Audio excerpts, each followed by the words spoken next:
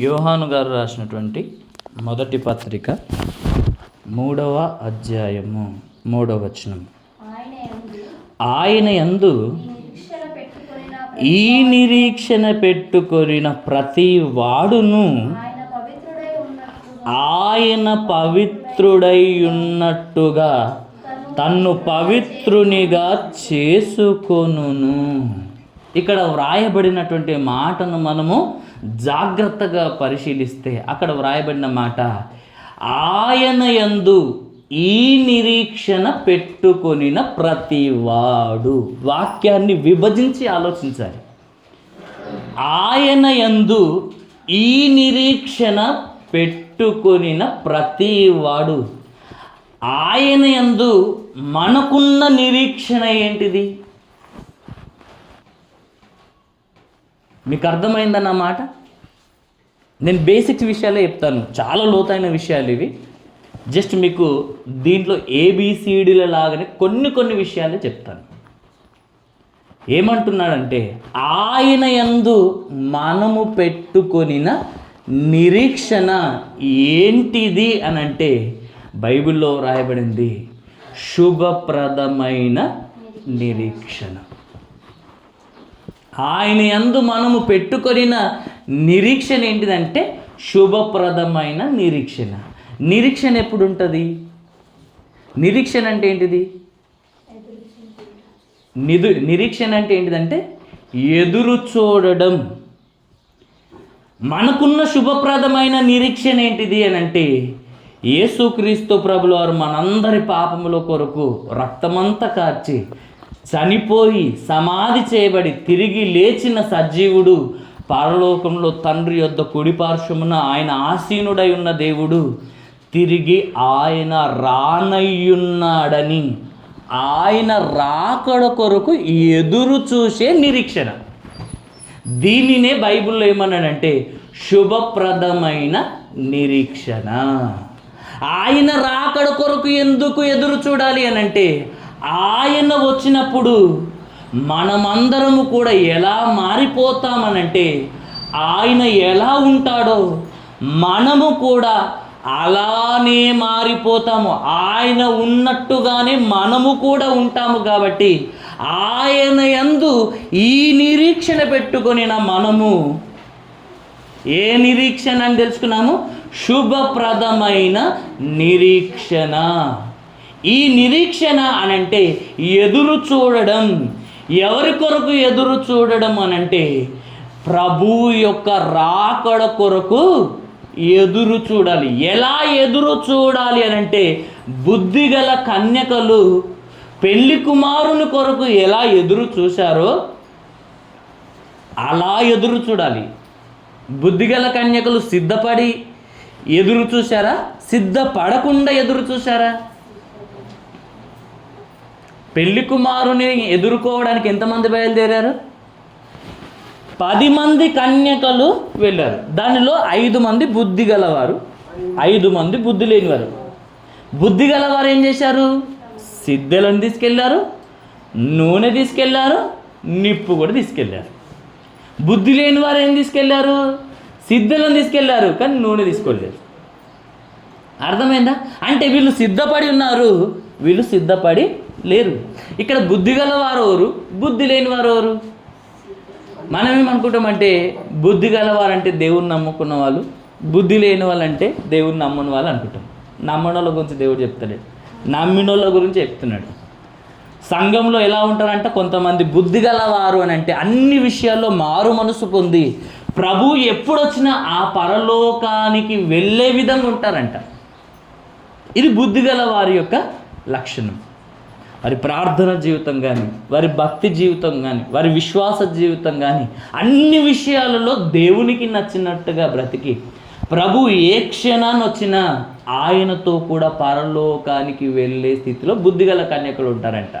ఆ బుద్ధిగల కన్యకలుగా మనం ఎంతమంది ఉన్నామో ఆలోచించండి. బుద్ధి లేని వారంటే సిద్ధపడరు, మందిరానికి వస్తారు కానీ మారు మనసు పొందరు.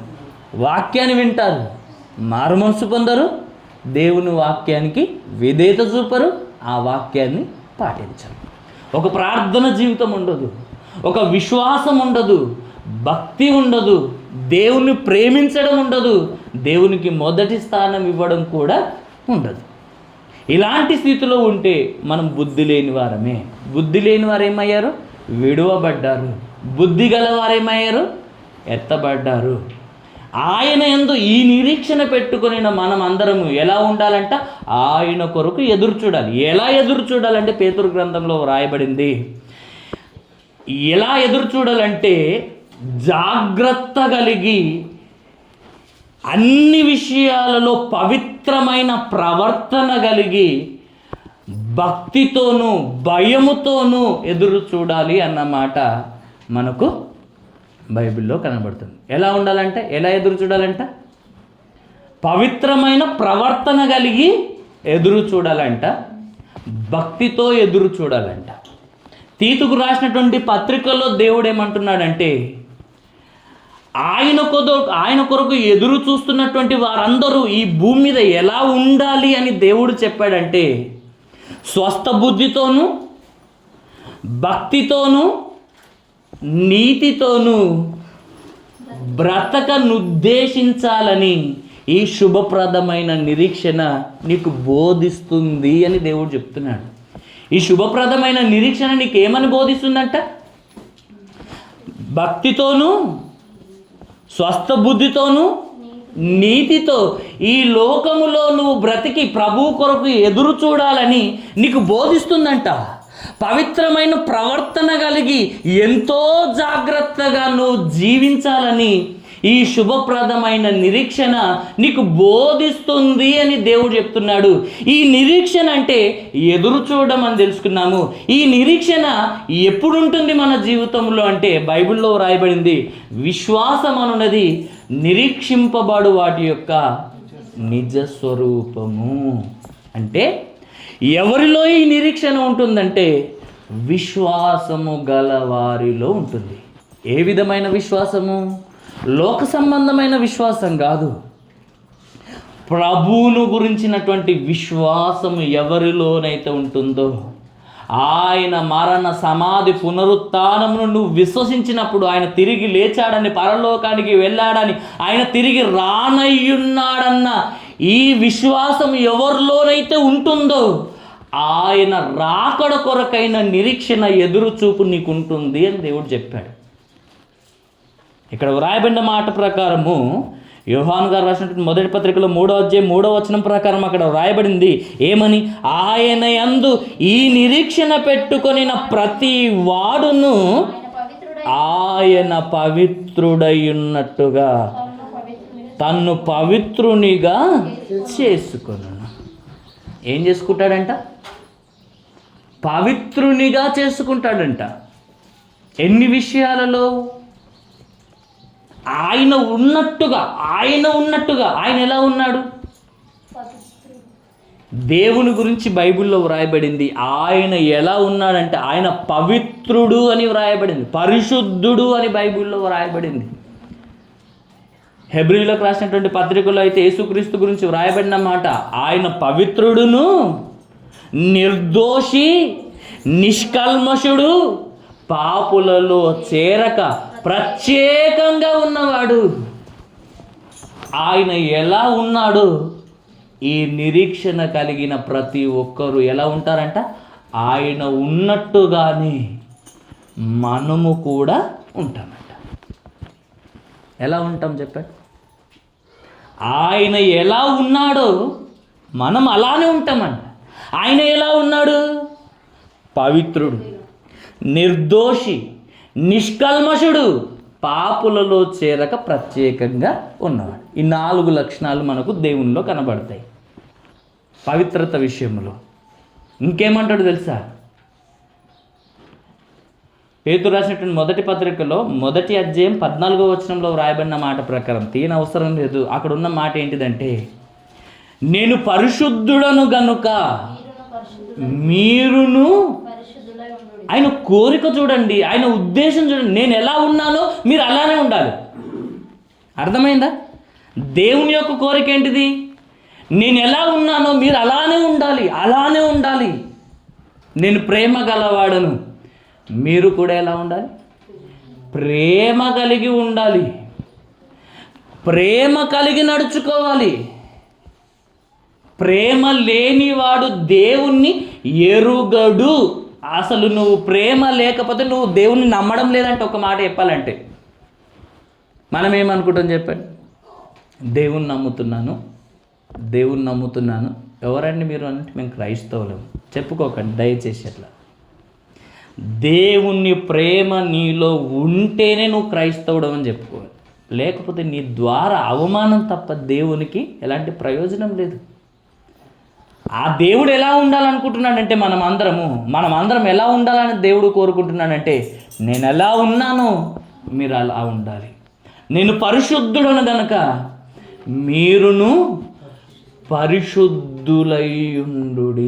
పరిశుద్ధులయ్యుండుడి అని అంటున్నాడు. ఉండాలి అని అంతే.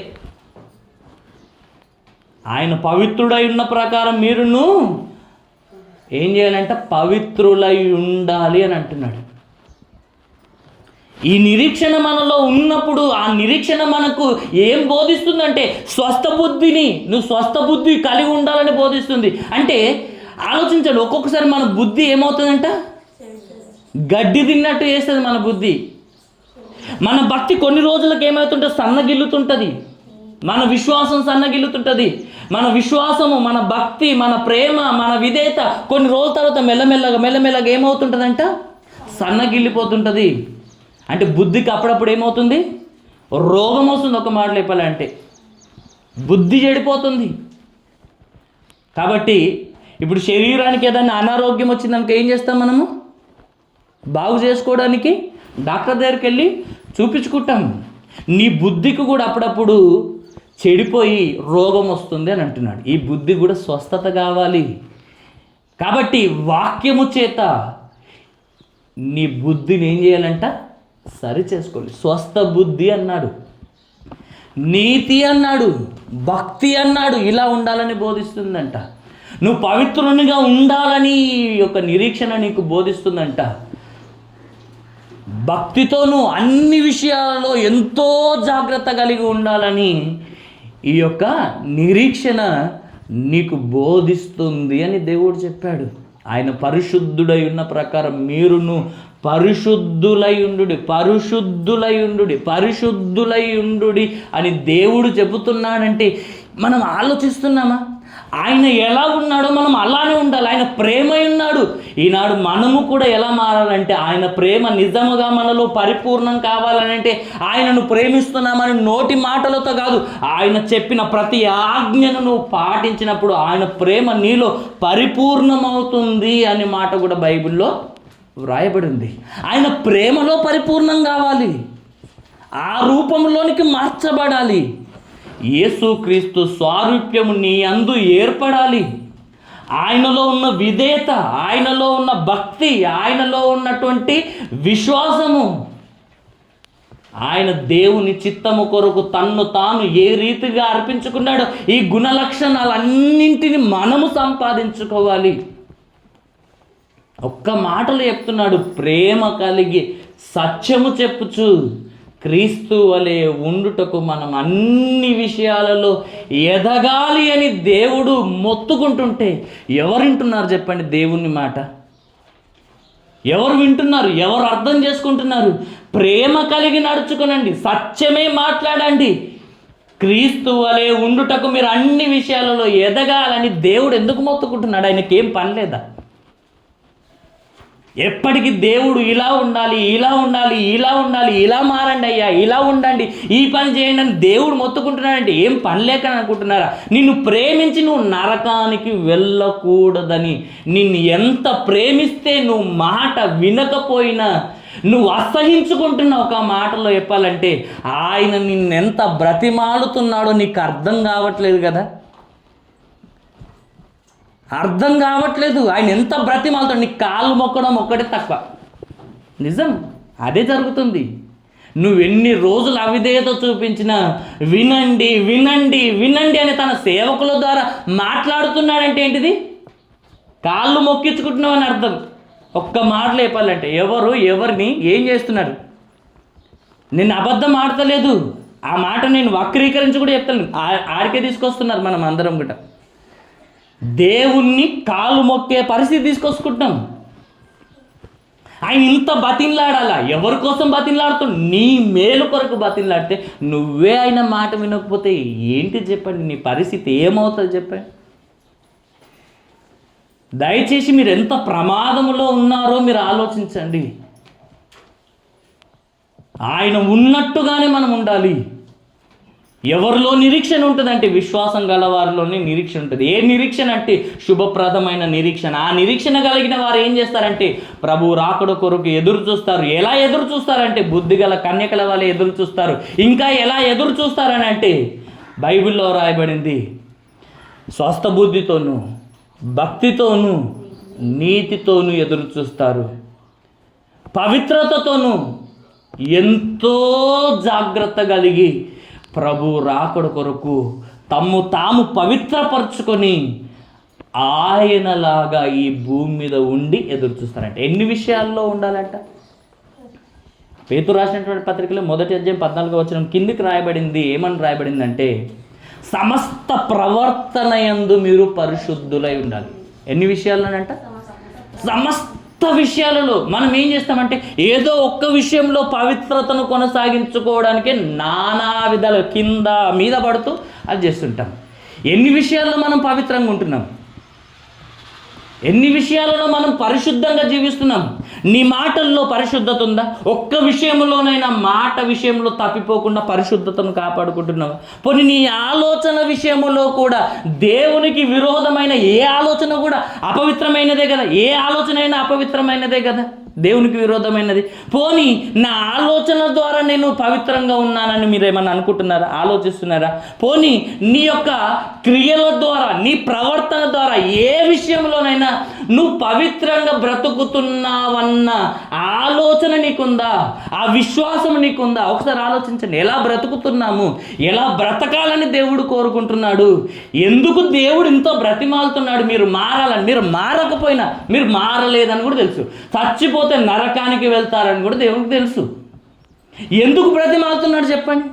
ఆయన ప్రేమ లాంటిది. ఒకనాడు నోవాహు కాలంలో ఉన్నటువంటి ప్రజలు మారని తెలుసు ఆయనకు, కానీ ఆయన ప్రేమ ఎలాంటిదంటే నా మాట వింటారేమని 100 సంవత్సరాలు మారని వారి కొరకు దేవుడు అవకాశం ఇచ్చారు. ఈనాడు మనం కూడా మారమన్న విషయం దేవుడికి తెలుసు.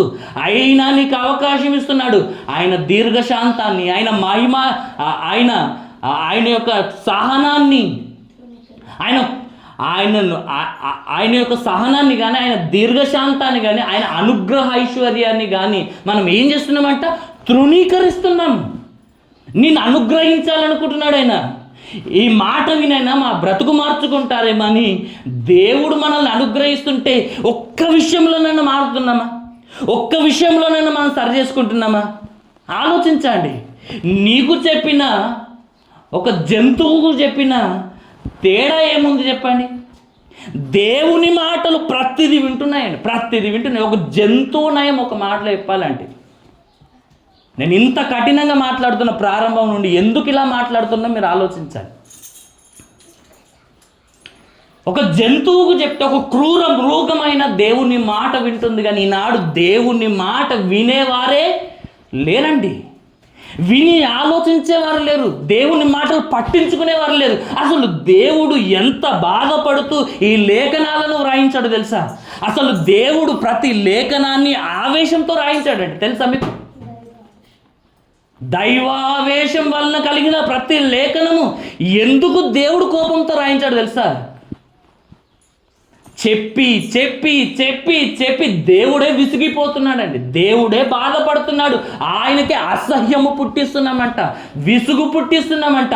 ఆయన తన కోపాన్ని రేపుకొని రేపుకొని రేపుకొని అణుచుకొని అణుచుకొని విసిగిపోయాడంట. ఇప్పుడు మనకు సెకండ్ మెసేజ్లో మీకు అర్థమవుతుంది చూడండి. మీకు ఆయన కోపాన్ని అణుచుకొని అణుచుకొని విసిగిపోయాడంట. ఎంతకాలము ఆయన తన ఉగ్రతను చూపిస్తే నువ్వు తట్టుకోగలవా? నేను ఒక్కటే మాట అడిగాను, ఈ క్షణం నువ్వు చచ్చిపోతే పరలోకానికి వెళ్తావా? అసలు విడువబడితే నీ పరిస్థితి ఏంటిదో నువ్వు ఒకసారి ఆలోచించు.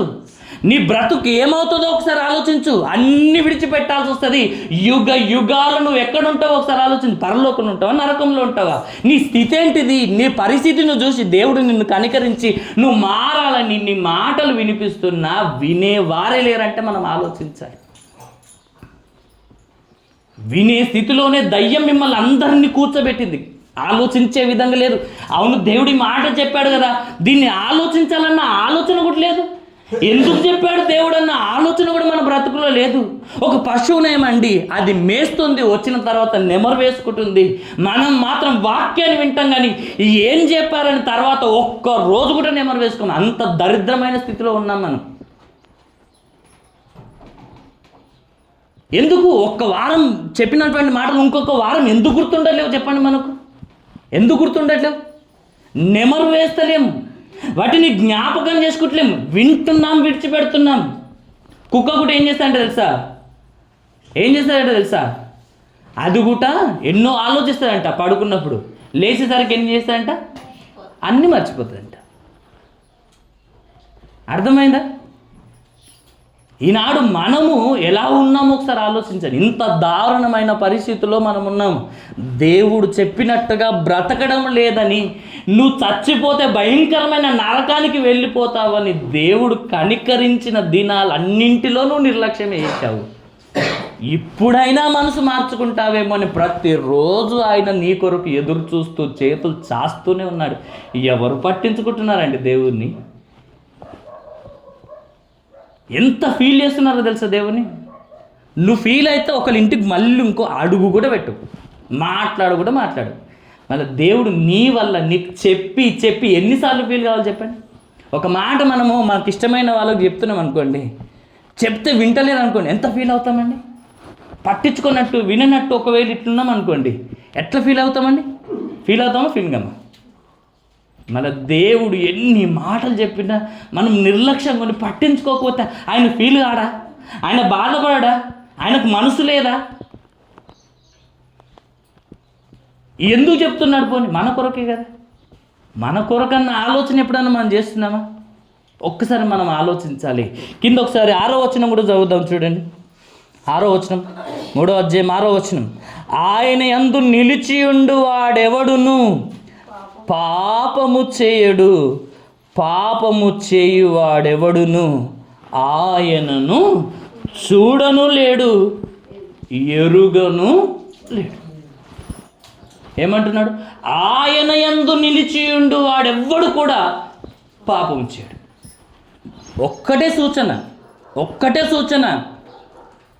నేను 100 సార్లు మారు మనసు పొందుతా అంటే దేవుడు అవకాశం ఇయ్యాడు. ఫస్ట్ ఎన్నిసార్లు రియలైజ్ అవుతావు అంటున్నా. రియలైజేషన్ అనేది ఒక్కసారే ఉండాలి. తప్పిపోయిన కుమారుడు ఉన్నాడు, ఒక్కసారి తప్పిపోయాడు, వచ్చేసి రియలైజ్ అయ్యాడు, తన తప్పును తండ్రి దగ్గర ఒప్పుకున్నాడు, క్షమాపణ పొందాడు. ఏమన్నాడు తెలుసా? నేను చేసిన పాపానికి నీ కుమారుడనని అనిపించుకోవడానికి కూడా నేను యోగ్యుడను గాను అని అన్నాడు. ఏమన్నాడు? నీ కుమారుడని నన్ను అనిపించుకోవడానికి కూడా నేను యోగ్యుడను గాను. నన్ను నీ కుమారునిగా కాదు, నీ పని వారిలో ఒకనిగా నన్ను చేర్చుకో అని అంటున్నాడండి. ఇలా ఉండాలండి పశ్చాత్తాపం అంటే ఇలా ఉండాలి. మనం ఎలా ఉంటున్నాం చెప్పండి? మనం ఎలా ఉంటున్నాం అంటున్నా? ప్రతి వారము రియలైజేషన్. ఏం రియలైజేషన్? అసలు రియలైజేషన్ కాదు, ఏదో చెబుతున్నాం కాబట్టి వంతుకలా ఒప్పుకుంటారేమో. నిజంగా చెప్తున్నాను, ప్రభు శరీరాన్ని ఎందుకు తీసుకుంటున్నారు? ఆయన రక్తాన్ని ఎందుకు తీసుకుంటున్నారు? ఎందుకు ప్రార్థన చేస్తున్నారు? ఎందుకు మందిరానికి వస్తున్నారు? ఎందుకు ఈ పనులని చెప్పండి, ఆలోచించండి. అర్థమైందా? ఒక భయం లేదు, ఒక భక్తి లేదు, ఏం లేదు. ఎవరికి నచ్చినట్టుగా వాళ్ళు బ్రతుకుతుంటే దేవుడు ఎన్నిసార్లు చెప్పినా మన పరిస్థితి ఇంతేనా అంటున్నా. మనం మారమా? ఆలోచించండి. దేవుడు ఏమంటున్నాడు ఇక్కడ? ఏమంటున్నాడు దేవుడు? ఆయన యందు నిలిచియుండు వాడెవ్వరు కూడా పాపము చేయడు అన్నమాట ఇక్కడ వ్రాయబడింది. ఏమని వ్రాయబడింది? ఆయన యందు నిలిచి ఉండువాడెవడు పాపము చేయడు. పాపము చేస్తున్నావంటే నీకు అర్థం కావాలి, నువ్వు ఆయనలో లేవు. మీకు అర్థమైందన్నమాట. నువ్వు ఎవరిలో ఉన్నావు? పాపం చేస్తున్నావంటే, నీ మాటల విషయంలో పాపం చేస్తున్నావంటే, నీ ఆలోచనల విషయంలో పాపం చేస్తున్నావంటే, నీ క్రియల ద్వారా, నీ ప్రవర్తనలో నువ్వు ఒకవేళ పాపం చేస్తున్నావంటే నువ్వు ఎవరి యందున్నావు? మనం అనుకుంటాం చిన్న చిన్న మాటల విషయంలో తప్పిపోతూ ఇదే కదా అని అనుకుంటాం. ఒక్క చిన్న విషయమైనా సరే దేవుడు అసలు ఒప్పుకోడు. అంతే. ఆయన ఎంత స్ట్రిక్ట్గా ఉంటాడంటే అంత స్ట్రిక్ట్గా ఉంటాడు. మోషే చిన్న విషయంలో తప్పు చేస్తే కుమిలి ఏడ్చినా కానీ దేవుడు ఒప్పుకోలేడు. మిమ్మల్ని ఎట్లా ఒప్పుకుంటాడు చెప్పండి? ఒప్పుకుంటాడా? దేవుడు ఎంత కఠినంగా, మనం ఇప్పుడు కఠినంగా ఉంటామేమో, చచ్చిపోయిన తర్వాత దేవుడు కఠినంగా ఉంటే నీకు తెలుస్తుంది అప్పుడు పరిస్థితి. ఆ బాధను భరించలేక, ఆ వేదనలు తట్టుకోలేక దేవుణ్ణి నువ్వు ఎంతకాలం ప్రార్థన చేస్తావంటే యుగాలు ప్రార్థన చేస్తావు. క్షమించు నాయనా అని. పశ్చాత్తాపం ఒక గంట సేపు పడం కానీ యుగాల పశ్చాత్తాపం నీకు వస్తుంది. ఈ భూమి మీద నువ్వు నిర్లక్ష్యం చేసింది ఎంతకాలమో, అది 60-70 సంవత్సరాల జీవితం నువ్వు నిర్లక్ష్యం చేస్తే యుగాల జీవితం నువ్వు పశ్చాత్తాపముతో ఎంత వేదనతో దేవుణ్ణి మొరపెడతావంటే, ఎంత మొరపెట్టినా దేవుడు నిన్ను కనికరించడు. కాబట్టి నేను ఒక్కడే చెప్తున్నాను, ఈ శుభప్రదమైన నిరీక్షణ నీకేమని బోధిస్తుందో ఇంతవరకు విన్నాం. అర్థమైందా? ఆ బుద్ధి కలిగి ఆయన ఉన్నట్టుగానే మనము కూడా పవిత్రులమై ఉండాలి. ఆయన యందు ఉండువాడు ఎవడు కూడా పాపము చేయడు. దేవుని మూలంగా పుట్టిన వారు పాపం చేస్తారని ఉందా బైబిల్లో? ఉందా చెప్పండి? దేవుని మూలముగా పుట్టిన వారు ఎవ్వరు కూడా, ఇది 9వ అధ్యాయం, ఇదే అధ్యాయంలో 9-10 వచనాల్లో కూడా ఉంటుంది అన్నమాట. దేవుని మూలముగా పుట్టినవాడు పాపము చేయజాలడు. చేస్తాడా? దేవుని మూలముగా పుట్టిన వారిలో ఆయన బీజము నిలిచి ఉంటుంది, ఆయన వాక్యం ఉంటుంది. ఆ వాక్యము ద్వారా తన్ను తాను భద్రపరుచుకుంటాడు, తన్ను తాను కాపాడుకుంటాడు. సర్వాంగ కవచంగా వాక్యాన్ని వినియోగించుకొని సాతాను యొక్క ప్రేరేపణలకు లొంగకుండా, సాతాను యొక్క అగ్ని బాణములను చల్లారుస్తూ ఈ భూమి మీద పరిశుద్ధంగా బ్రతకడానికి తన్ను తాను వాక్యము చేతను భద్రపరుచుకొని ఆత్మ చేత శరీర క్రియలను చంపివేస్తూ ఏం చేస్తాడంటే పాపము చేయడంట. పాపము చేయజాలడు. దీన్ని బట్టే తెలుసంట మీరు దేవుని పిల్లలా అపవాది పిల్లల. పాపం చేస్తున్నారంటే మీరు అపవాది పిల్లలే. పవిత్రంగా బ్రతుకుతున్నారంటే మీరు దేవుని పిల్లలు. మీరు ఎలా బ్రతకాలనుకుంటున్నారు? ఎక్కడికి వెళ్ళాలనుకుంటున్నారు? మీ తండ్రి దేవుడైతే పరలోకం వెళ్ళాలన్న ఆలోచనతో బ్రతకండి. మీ తండ్రి సాతానుడైతే వాని ఉన్నటువంటి నివాస స్థలం నరకానికి వెళ్ళడానికి మీకు నచ్చినట్టుగా బ్రతకండి. మందిరానికి రావాల్సిన అవసరం లేదు, దేవుణ్ణి నమ్ముకోవాల్సినటువంటి అవసరం లేదు, అసలు ఎందుకు రాలేవని అడగాల్సిన అవసరం కూడా మాకు లేదు. ఎందుకు అడుగుతున్నాము? మిమ్మల్ని ప్రేమించి దేవుని ప్రేమను బట్టి ఇలా మాట్లాడుతున్నాం అంతే. ఆ ప్రేమను మీరు నిర్లక్ష్యం చేస్తే మీరు తప్పించుకోవడం మాత్రమే అసాధ్యమని మీకు జ్ఞాపకం చేస్తూ, యేసుక్రీస్తు ప్రభువు వారు చేసిన ఆ త్యాగము నీకు ఒక గొప్ప నిరీక్షణను కలిగజేస్తుంది. ఆ నిరీక్షణ శుభప్రదమైన నిరీక్షణ. ఈ నిరీక్షణ కలిగి ఉన్న ప్రతి వాడు కూడా ఆయన ఎలా ఉన్నాడో అలానే ఉండాలని దేవుని వాక్యం ద్వారా మనం ఇంతవరకు విన్నాము. ఈ మాట దేవుడు మనందరిలో నీరు కట్టి ఫలింప చేయనట్లుగా అందరినీ దీవించి ఈ మాటల్లో వృద్ధిపరచాలని కోరుకుంటూ ముగిస్తున్నాను. ఈ మాటలు దేవుడు దీవించుగాక.